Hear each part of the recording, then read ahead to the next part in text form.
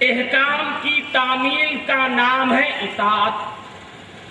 افعال دیکھے جاتے ہیں، اقوال سنے جاتے ہیں۔ آری بات سمجھ میں؟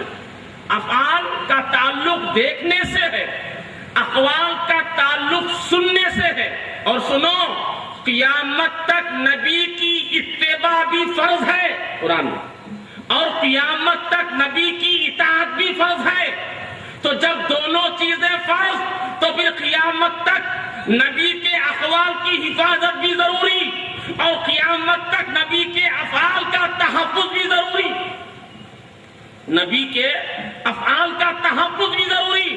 مگر سوچنے کی بات یہ ہے، اقوال کو تو میں کتابوں میں بند کر لوں گا، اقوال کو تو میں کتابوں میں بند کر لوں گا۔ مجھے اقوال اگر لینے ہیں تو بخاری سے ملیں گے، نبی کی اقوال لینا ہے تو مسلم سے ملیں گے، نبی کی اقوال لینا ہے تو ابن ماجہ سے ملیں گے، نبی کے اقوال لینا ہے تو نسائی سے ملیں گے، مشکات سے ملیں گے۔ تو نبی کے اقوال کو اگر دیکھنا ہے تو کتابوں کو دیکھنا پڑے گا، حدیث کی کتابوں کو دیکھنا پڑے گا۔ مگر سنو، اگر افعال کو دیکھنا ہو تو کیا کریں؟ افعال کو دیکھنا ہو تو کیا کریں؟ آپ کہیں گے مولانا کیسی بات کرتے ہیں آپ، کیا بخاری مسلم میں نبی کے افعال نہیں ہیں؟ ہاں، افعال نہیں ہیں، افعال کا ذکر ہے۔ بخاری میں نبی کا اٹھنا بیٹھنا نہیں ہے، اٹھنے بیٹھنے کا ذکر ہے۔ بخاری میں نبی کا سونا جاگنا نہیں ہے، سونے جاگنے کا ذکر ہے۔ بخاری میں نبی کا چلنا پھرنا نہیں ہے، چلنے پھرنے کا ذکر ہے۔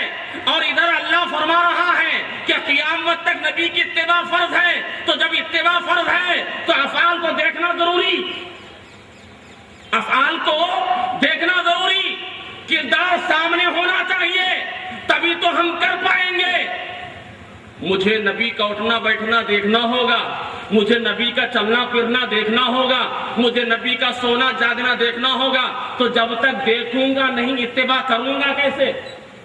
اتباع کروں گا کیسے؟ ادھر سے جواب ملا، ارے نادان سن، اگر تو نبی کے اقوال کو دیکھنا چاہتا ہے، بخاری دیکھ، مسلم دیکھ، ترمذی دیکھ، ابن ماجہ دیکھ۔ اگر تو نبی کے افعال کو دیکھنا چاہتا ہے، اگر تو نبی کے کردار کو دیکھنا چاہتا ہے، تو غوث جیلانی کو دیکھ۔ نبی کے کردار کو دیکھنا چاہتا ہے، خواجہ اجمیری کو دیکھ۔ نبی کے افعال کو دیکھنا چاہتا ہے، بندہ نواز گیسو دراز کو دیکھ۔ نبی کے افعال کو دیکھنا چاہتا ہے، محدث دکن کو دیکھ۔ نبی کے افعال کو دیکھنا چاہتا ہے، امام انوار اللہ فاروقی کو دیکھ۔ نبی کے افعال کو دیکھنا چاہتا ہے، اعلیٰ حضرت کو دیکھ۔ تو یاد رکھو، اقوال کو کتابوں میں بسایا جائے گا، افعال کو صالحین کے کردار میں بسایا جائے گا۔ اللہ اکبر، نعرہ تکبیر، اللہ اکبر، نعرہ رسالت، یا رسول اللہ، نعرہ رسالت، یا رسول اللہ۔ نہ افعال کو مٹایا جا سکتا ہے، نہ اقوال کو مٹایا جا سکتا ہے، دونوں کی حفاظت ضروری۔ مگر مٹانے والے کوشش کر رہے ہیں، مٹانے والے کوشش کر رہے ہیں، مگر ادھر سے اطمینان کا نزول ہو گیا۔ اختتام کی طرف آ رہا ہوں، ادھر سے اطمینان کا نزول ہو گیا۔ واللہ یعصمک من الناس، اے محبوب اللہ تمہاری حفاظت کرے گا۔ اس آیت کریمہ کا شان نزول کیا ہے؟ صحابہ کرام رضوان اللہ تعالی علیہم اجمعین ہمیشہ سرکار کے ساتھ رہتے، باڈی گارڈ کی طرح، کہیں دشمن کوئی تکلیف نہ پہنچائے، ہمیشہ رہتے۔ تو آیت آئی، محبوب اپنے چاہنے والوں سے فرما دے ہم تیری حفاظت کرنے والے ہیں۔ واللہ یعصمک من الناس، ہم تمہاری حفاظت کریں گے، اللہ تمہاری حفاظت کرے گا۔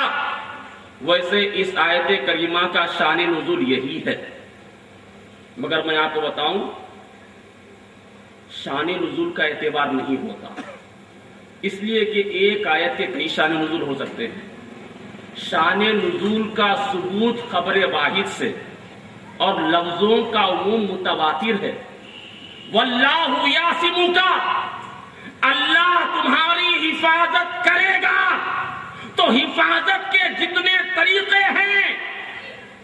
اللہ ہر طریقے سے آپ کی حفاظت کرے گا، ہر طریقے سے۔ جس قسم کے آپ پر خطرے آئیں گے اللہ آپ کو ہر خطرے سے حفاظت کرے گا۔ جس زمانے میں جو خطرے آئیں گے اللہ ہر خطرے سے آپ کی حفاظت کرے گا۔ ویسے میں آپ کو بتاؤں، نبی کی دو زندگی ہوتی ہے، ایک نبی کی جسمانی زندگی، ایک نبی کی پیغمبرانہ زندگی۔ نبی کی کتنی زندگی؟ ذرا زور سے بولو میرے بھائی۔ دو زندگی، ایک جسمانی زندگی، ایک بولیے پیغمبرانہ زندگی۔ جہاں تک نبی کی جسمانی زندگی کا سوال ہے، ہر نبی بچا ہوا ہے، ہر نبی زندہ، ہر نبی حیات۔ بولو ہر نبی، بولیے حیات۔ جہاں تک نبی کی جسمانی زندگی کا سوال، ہر نبی باحیات، حیات کے ساتھ زندہ۔ مگر جہاں تک نبی کی پیغمبرانہ زندگی کا سوال ہے، اب میں آپ سے پوچھتا ہوں، بتائیے حضرت نوح کا پیغام کہاں بچا؟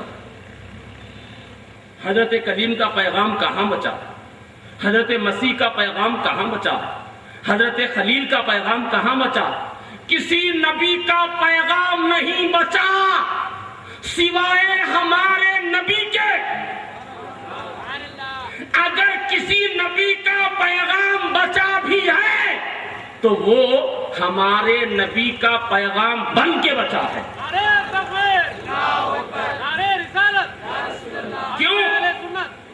کیوں؟ اس لیے کہ اللہ نے کسی نبی کے پیغام کے بچانے کو اپنے ذمہ کرم میں نہیں لیا، مگر حبیب سے فرما رہا ہے واللہ یعصمک، میرے مصطفیٰ اللہ تیری حفاظت کرے گا۔ تیری جسمانی زندگی تو بچے گی ہی، تیری جسمانی زندگی تو بچی ہی، ہم تیرے پیغام کو بھی بچائیں گے، ہم تیرے پیغام کو بھی بچائیں گے۔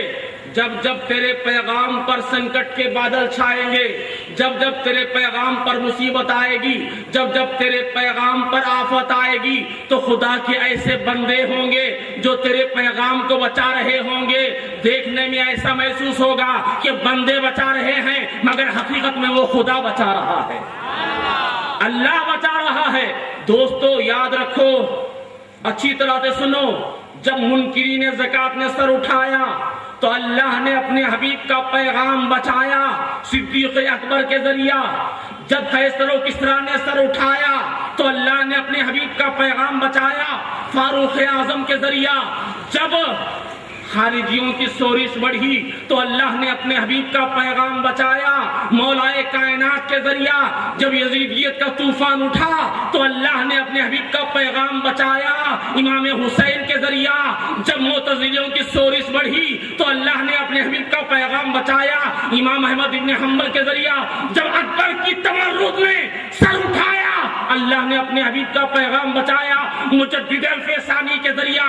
تو اللہ اپنے حبیب کا پیغام بچاتا رہا، کبھی صدیق اکبر کے ذریعہ، کبھی فاروق اعظم کے ذریعہ، کبھی عثمان غنی کے ذریعہ، کبھی مولا علی کے ذریعہ، کبھی امام حسین کے ذریعہ، کبھی مجدد الفسانی کے ذریعہ، کبھی امام احمد ابن حنبل کے ذریعہ، کبھی غوث جیلانی کے ذریعہ، کبھی غوث خواجہ اجمیری کے ذریعہ، کبھی بندہ نواز کے ذریعہ۔ اور سنو، جب وہابیوں کا طوفان اٹھا اللہ نے اپنے حبیب کا پیغام بچایا خادم اہل سنت مجدد الدین ملت الشاہ امام احمد رضا کے ذریعہ۔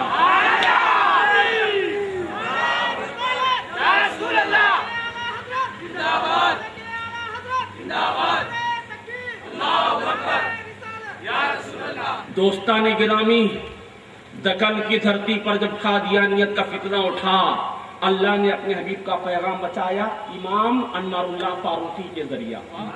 سنو، ہر دور میں جو فتنے اٹھتے رہتے ہیں اللہ کسی نہ کسی کو کھڑا کرتا رہتا ہے پیغام کو بچانے کے لیے۔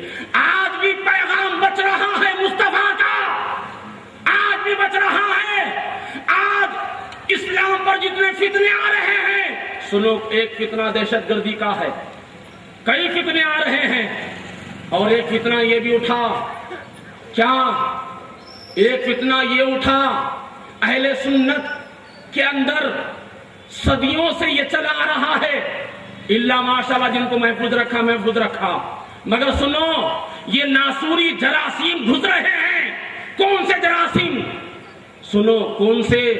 علی کا نام لیا تو فتوی آ رہے ہیں شیعہ، حسین کا ذکر کیا تو فتوی آ رہے ہیں شیعہ. یاد رکھو محبت اہل بیت کو دلوں سے نکالنے کا فتنہ اٹھا، اللہ نے آج بھی کسی کو منتخب کیا ہے اپنے حبیب کے پیغام کو بچانے کے لیے. تو سنو ہر دور میں کوئی نہ کوئی پیغام بچانے کے لیے اٹھ کھڑا ہوتا ہے، قیامت تک آئے گا. آقا علیہ السلام نے فرمایا، حدیث پاک ہے کہ ہر صدی کے آغاز میں ایک مجدد آئے گا. اس کا کام کیا ہوگا؟ اسلام پر جو فتنے آ رہے ہوں گے اس کو ہٹانا. اسلام پر جو فتنے آ رہے ہیں اس کو ہٹانا اس کا کام ہوگا. تو عزیزان ملت اسلامیہ، بات یہ چل رہی تھی قیامت تک آئیں گے، تو ہم اپنے دلوں کو کشادہ رکھنا ہوگا. ایسا نہیں سوچنا ارے مجدد وہاں کیسے آ گیا، یہاں آنا چاہیے تھا. نہیں، اللہ بے نیاز ہے، جہاں چاہے بھیج دے. غلط بول رہا میرے بھائی، غلط بولو، جہاں چاہے بھیج دے. تو دوستان گرامی، بات یہی چل رہی تھی، قل ان کنتم تحبون اللہ، اگر تم اللہ سے محبت کا دعویٰ کرتے ہو فاتبعونی، میری اتباع کرو، میری اتباع کرو. اچھا ایک بات اور،